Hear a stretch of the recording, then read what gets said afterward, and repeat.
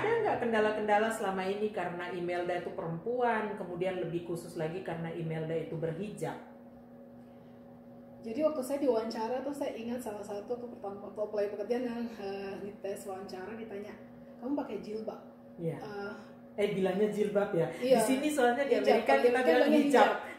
Kamu, Di sini bilang hijab, kalau di Indonesia bilang jilbab. jadi saya ada dalam bagian pertanyaan itu, kamu pakai jilbab, kamu bisa kerja tidak dengan jilbab kamu? Jadi jawaban saya adalah, saya akan pastikan bahwa jilbab saya tidak akan mengganggu, saya tidak akan bekerja. menghalangi. Ya, Saya akan pastikan karena jilbab kan tidak ada urusan sama pekerjaan. Maksudnya saya memakai jilbab karena ini perintah dalam agama, wanita muslim dikenal dengan hijabnya.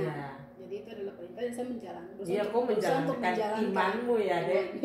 Dan ini kerjaan dan perusahaan tidak melarang pegawainya untuk berjilbab. Tapi dia menanyakan bahwa apakah, karena memang kita tidak punya role model kan Kak, maksudnya perempuan pakai hijab di lapangan itu kita tidak punya role model itu pada saat itu. Pada saat saya masuk itu kita belum punya role model perempuan berhijab di lapangan. Jadi memang pertanyaan itu menurut saya wajar, itu bukan diskriminasi, itu adalah hal yang wajar. Itu ingin memastikan. Dia pengen memastikan bahwa kita punya deliverability-nya itu tidak berhubungan dengan sesuatu yang menjadi menjadi pakaian kita. Betul.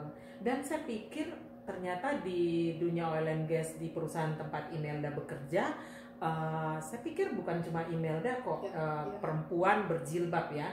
Jadi teman-teman yang nonton YouTube ini, teman-teman perlu tahu juga bahwa di perusahaan tempat Imelda bekerja itu benar-benar tidak mendiskriminasi apapun, tidak mempermasalahkan kamu agamanya apa, kamu seperti apa, selama kamu bisa bekerja, ya, kamu punya otak, isi otaknya ini yang lebih penting.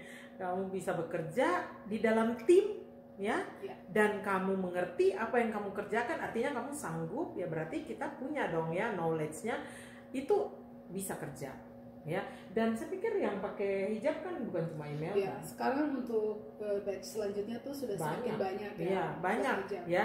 Jadi teman-teman yang di Indonesia ya harus tahu bahwa di dunia oil and gas ya, di tempat bekerja yang male dominant world itu ada perempuan-perempuan yang bekerja juga. Itu yang poin pertamanya. Jadi artinya emansipasi wanita itu ada ya. Jadi perempuan bekerja. Tapi ini kembali lagi loh, dia mau nggak, si orangnya mau nggak kan? Karena itu pekerjaan itu kan pilihan orang juga ya. Dan kalau lebih spesifik lagi kepada memakai hijab atau tidak, itu sangat tidak ada masalah ya, sangat tidak ada masalah, karena perusahaan ini adalah perusahaan asing yang dia itu ada job site-nya ada di hampir 180 negara, boleh dikatakan.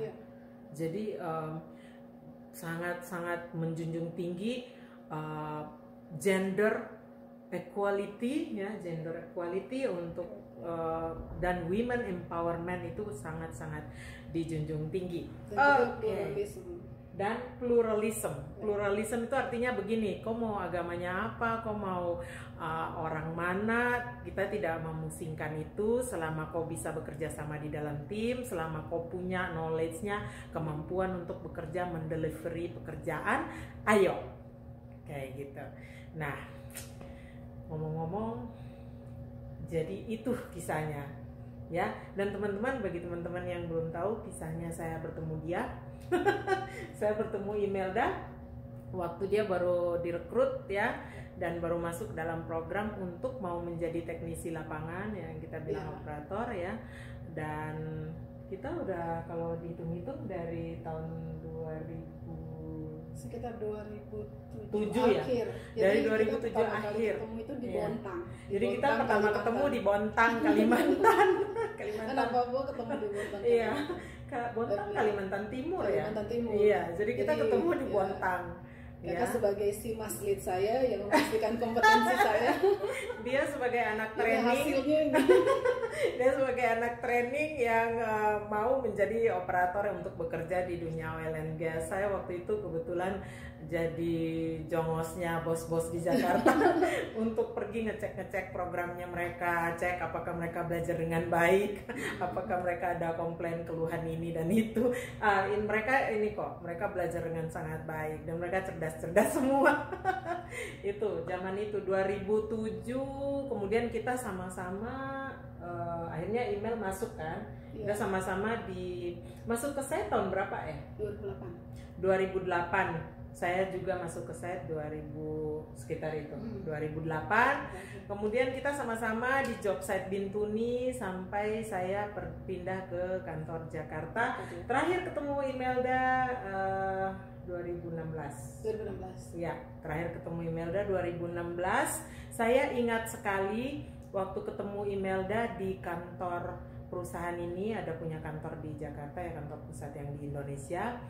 Itu saya ingat sekali, saya peluk dia, kita berfoto. Yang belum lihat fotonya ini, fotonya ya, saya peluk dia. Kenapa? Karena teman-teman, kita tidak pernah tahu apakah kita akan cross path lagi ketemu dengan orang yang kita kenal, orang yang kita tahu, teman kerja yang kita biasa ketemu tiap hari ya. Kalau ada kesempatan, kalau kalian kenal, peluk dia, peluk temanmu. Itu yang saya biasa lakukan, dan bukan hanya ke Imelda gitu. Ke semua yang saya kenal, saya selalu peluk. Nanti selalu peluk, cipika, cipiki ya, cium pipi kiri, cium pipi kanan, itu harus. Karena begini teman-teman, kita nggak pernah tahu kalau kita bakal ketemu lagi atau tidak. Saya pernah punya pengalaman pahit, dimana ketika saya berkunjung ke satu tempat, saya ada lihat teman saya yang sudah lama saya tidak lihat, bertahun-tahun saya tidak ketemu. Saya lihat dari jauh, tapi karena saya lagi ada dalam jalan dinas, tugas, jadi saya lagi kerja, jadi saya cuman hei, nanti saya ketemu ya, tapi akhirnya saya tidak ketemu dia. Dan akhirnya kita tuh tidak ketemu. Next saya ketemu dia tuh karena saya dapat kabar dia meninggal. Terus saya berjuang untuk pergi dari Jakarta ke Bogor malam-malam hanya untuk melayat. Dan saya nangis di depan jenazahnya karena saya menyesal waktu terakhir saya lihat dia itu, saya tidak ambil semenit 2 menit untuk kabur sedikit dari kegiatan aktivitas saya ini, lari ke situ meluk dia. Itu yang saya nyesal. Nah, terakhir ketemu email tuh saya peluk dia. Dan kita tidak pernah nyangka kalau kita tuh bakal ketemu lagi di Amerika ini. Karena kan setelah saya keluar dari tempat kerja ya, saya udah jauh kan, saya datang tinggal di Amerika ini ya, jauh sekali. Kita tidak pernah menyangka kalau kita tuh bakal ketemu di sini. Itu juga hanya berusaha untuk jaga silaturahmi. Jadi begitu saya tahu kalau Kak Poppy punya YouTube, saya jadi follower. Ini ketahuan kan ya kalau orang pantau. Ini ketahuan kalau orang yang kenal baik dengan saya, dia manggil saya dengan nama panggilan nickname saya, dia bilang Kak Poppy. Jadi setelah itu di keluarga saya punya nilai ketika melakukan traveling itu adalah kita kunjungi orang sebisa mungkin, kita kunjungi orang yang kita kenal di tempat itu kalau bisa. Kalau kita kenal orang, kita luangkan waktu untuk datang.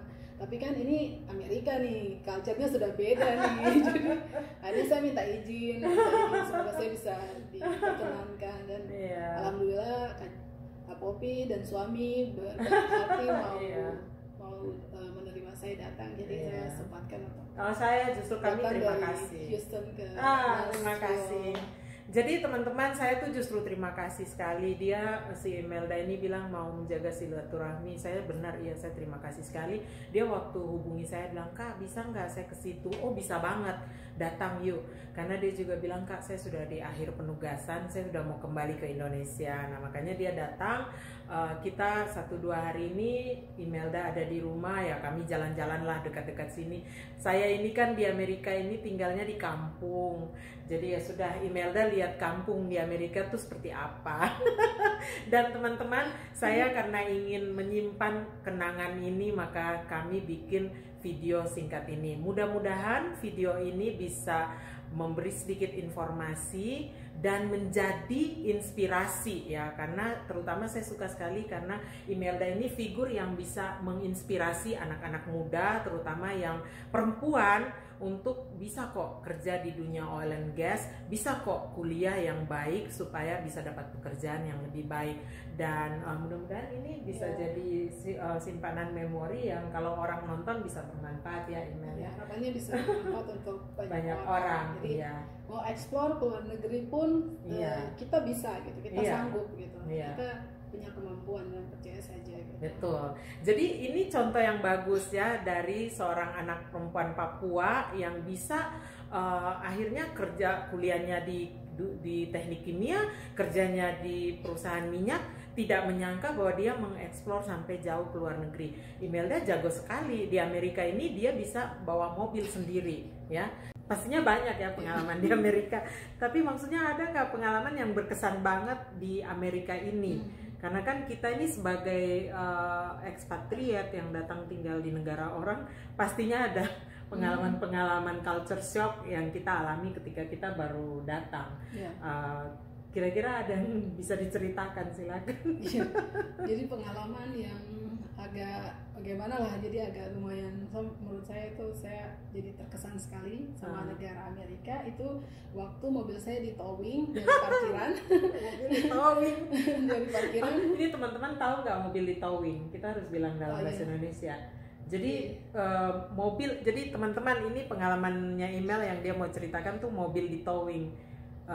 Nanti dia cerita ya, towing tuh maksudnya diderek ya? Iya, diderek. Oke, silakan. Jadi di sini itu kan semua serba otomatis. Jadi pada saat itu saya traveling ke San Antonio, planningnya 1 hari di San Antonio. Jadi saya nginap, keesokan harinya pulang kembali ke Houston. Jadi sini kan road trip nih, semua coba jalur darat. Dan Imel bawa mobil sendiri, drive sendiri. Jadi begitu tiba di San Antonio, itu tempat parkir tepat di samping hotel. Jadi saya parkir di hotel yang Imel nginap. Saya nginap. Jadi saya parkir ke mesin bayar parkir otomatis. Di situ saya lihat ada pilihan jam, 1 jam, 2 jam, tapi yang maksimum situ 32 jam. Karena saya lihat maksimum 32 jam, saya berasumsi di bawah 32 jam. Yang saya butuhkan di bawah 32 jam, karena saya kerjanya 24 jam kan. Jadi saya tidak nyimak ke berapa lama, tapi langsung pilihannya sebelum 32 jam. Jadi dipilih, terus taruh di dashboard, masuklah ke hotel, jalan keliling, malam tidur, pagi harinya mau ngambil barang di parkiran, mobil sudah tidak ada. Terus bagaimana dong? Apa yang dilakukan? Jadi saya balik ke hotel, tanya ke pihak hotel yang bisa ngurus valet, dia bisa bantu kasih penjelasan juga. Dia cuma nunjukin papan informasi nomor telepon towing service-nya. Jadi dia cuma bilang itu, kamu lihat itu nomor telepon itu, telepon ke situ. Waduh, jadi kita memang harus bisa ini ya, bisa bergerak sendiri ya, tidak bisa mengharapkan orang lain bantu gitu ya. Jadi saya telepon ke towing service yang nomor telepon di situ, dia cuma ngasih alamat lokasi mobil towing itu ada di mana. Kantornya atau apa itu? Itu memang areanya, dropnya. Jadi mobil-mobil yang kena derek dibawa semua ke situ. Jadi kamu ke situ. Cuma dikasih itu. Jadi dan dokumen apa saja yang saya butuhkan pada saat saya mau mengambil mobil. Jadi termasuk yang rental agreement seperti itu. Nah kebetulan saya sempat mendokumentasi semua di HP kan. Jadi itu ya tipsnya, semuanya harus difoto. Jadi punya di handphone kita. Saya tidak bawa rental pada saat itu, saya lupa bawa rental agreement, tapi sebelumnya saya sempat memotret. Foto itu penting ya. Jadi itu tipsnya apa semua di foto. Semua dokumen didokumentasikan di HP karena zaman sekarang kita dimudahkan pisahkan dengan handphone. Jadi pakai mobil Uber. Nah itu tadi saya pikir-pikir gimana kamu dari hotelnya ke tempat kantor derek itu, pakai Uber ya? situ dan setelah itu tinggal diproses, dan mereka di sini serba dipermudah. Jadi begitu dia lihat, karena yang penting itu bukan dokumen papernya tapi ada kode rentalnya. Jadi nanti semua sistem itu kan terhubung tuh, terintegrasi. Jadi nanti dia tinggal masukkan kode, oh ya benar ini dia valid, informasinya valid, istilahnya Pak legal holdernya. Jadi setelah itu tinggal dibayar, dan itu juga poinnya, kita di sini tidak ada cincai-cincai sama petugas. Tidak ada bayar sogokan, ini aja deh Pak, uang selem. Tidak ada. Dan harga untuk bayar denda itu lumayan mahal. Berapa bayarnya? Kenapa? Saya lupa, jadi kalau di rupiah sekitar 3 jutaan. Oh Lord. Dan itu juga nilai yang saya dapat. Nilai yang saya dapat bahwa sistem diterapkan dan orang itu benar-benar membayar, dan itu terlihat di bagaimana infrastruktur itu disediakan untuk pengguna di negara tersebut. Sistemnya terhubung antar negara bagian ataupun antar kota, kemudian marka-marka jalan jelas, karena itu sangat membantu orang yang datang mengemudi, dan sangat membantu kita kan, karena semuanya benar-benar fasilitas benar-benar dibangun dari situ kan, dari denda yang kita bayarkan, dari pajak, dan itu benar-benar nilai yang kita, kalau di Indonesia kita bakalan cincai-cincai, tapi saya ambil itu sebagai pengalaman yang berharga, karena kalau nonton film Hollywood juga kita selalu lihat jadi itu bukan masalah kita orang pendatang saja, tapi disiplin mengenai waktu.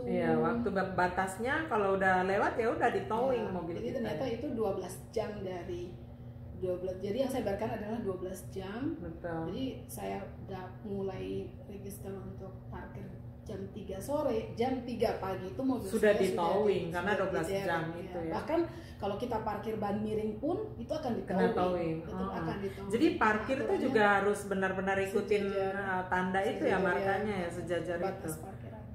Batas parkiran. Itu menghargai disiplin untuk benar-benar menjalankan sistem yang sudah dibangun, karena itu untuk keteraturan, dan kita butuhkan itu untuk disiplin, dan itu untuk keteraturan, karena untuk banyak orang impact-nya itu bukan buat diri kita, tapi kita melihat secara lebih luas bahwa keteraturan itu memang untuk semua orang, semua warga yang ada datang. Akhirnya jadi teratur semua gitu. Kalau yang ini sembrono, yang sana sembrono, hantam kromo, suka-suka saya enak-enak udel, ya semua kacau. Jadi itu nilai yang saya benar-benar dapatkan juga dari. Dan nilai yang lain tuh baca ya, harus tahu ya, ini jamnya yang saya booking ini sampai 12 jam, berarti sampai jam 3 subuh aja nih ternyata. Biasanya saya orang yang suka biasa kan membaca. Jadi itu poin lain, biasakan membaca. Karena di negara-negara maju segala informasi itu udah disediakan, tinggal kamu membaca. Tidak ada orang yang akan pegang tangan kamu, jemput kamu untuk bawa ke tempat, tidak ada. Untuk suruh ini bikinnya begini, tidak, semua sudah tersedia. Kita tinggal baca panduan-panduannya ya. Jadi mungkin termasuk itu nilai yang kita membiasakan membaca informasi, jadi bisa membuat kita lebih mandiri, lebih, karena semuanya sudah tersedia sih. Karena semuanya sudah. Teman-teman, jadi itu tuh kesannya Imelda, karena selama dia penugasan hampir 1 tahun di Amerika ini dia drive ya. Jadi kurang lebih itu kesan yang dia dapat ya. Semoga video ini bermanfaat, dan sampai bertemu di video berikutnya. Terima kasih banyak Imelda sudah sharing. Terima kasih banyak. Sampai ketemu di video berikutnya. Dah.